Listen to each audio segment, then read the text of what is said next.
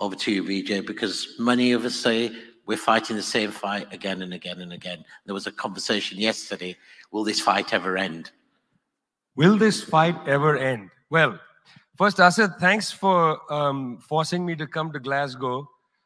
When I walk the streets of cities like this, you know, Glasgow was the UK's second most important city. Beautiful buildings, beautiful streets, a gorgeous city. You know, it had Red Clydeside in 1919, the uprising to create a Soviet in Scotland. But it was, you know, crushed, of course. When I see cities like this, I think also about the other side of it. You know, there's a phrase from Walter Benjamin, every monument of civilization is also a monument of barbarism. I think of the famines in Bengal, the jute workers in Bengal sending jute to Dundee through the Glasgow port.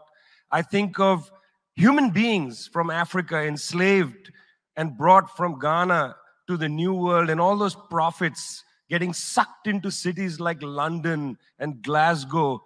You know, between 1765 and 1938, the British Isles stole $45 trillion pounds from India, 45 trillion sterling from India. We never got paid for that. When the British left India, when we threw the British out, our literacy rate was 13%. So much for several hundred years of so-called civilization. Meanwhile, our landscapes were destroyed. You know, coal was foisted on India. You foisted coal on us. You were the ones that came and made us coal dependent.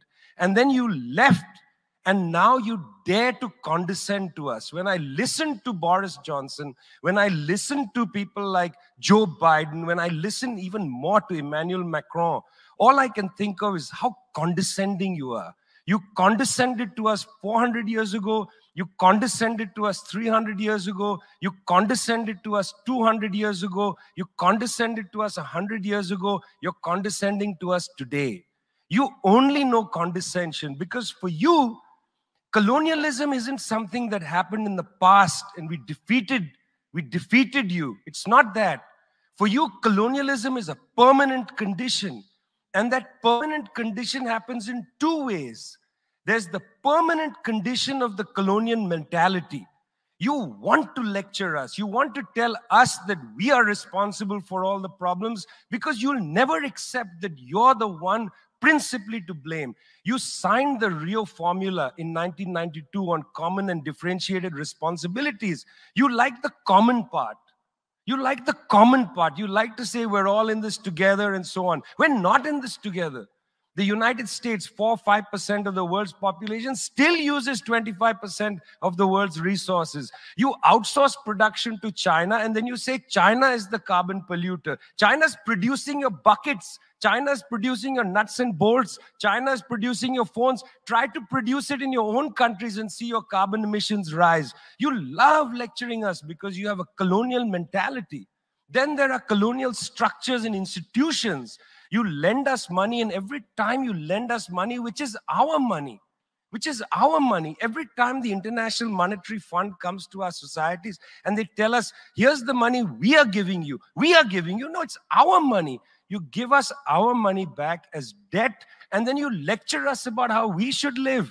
It's extraordinary. It's not just a colonial mentality. It's the colonial structures and institutions which reproduce themselves year after year after year. And let me tell you something. The climate justice movement, not clued enough on this. Not clued enough on this. The climate justice movement is a movement that says we're worried about our future. What future?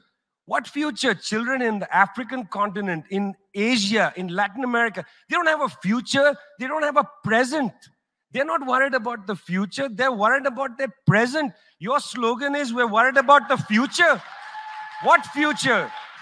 That's a middle-class bourgeois Western slogan. You got to be worried about now.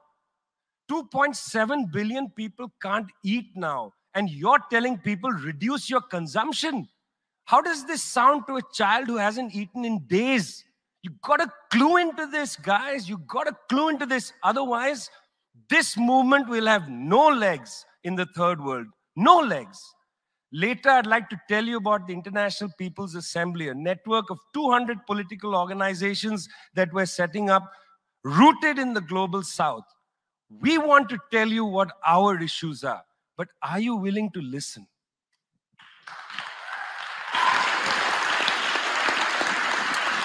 Thank you, Vijay.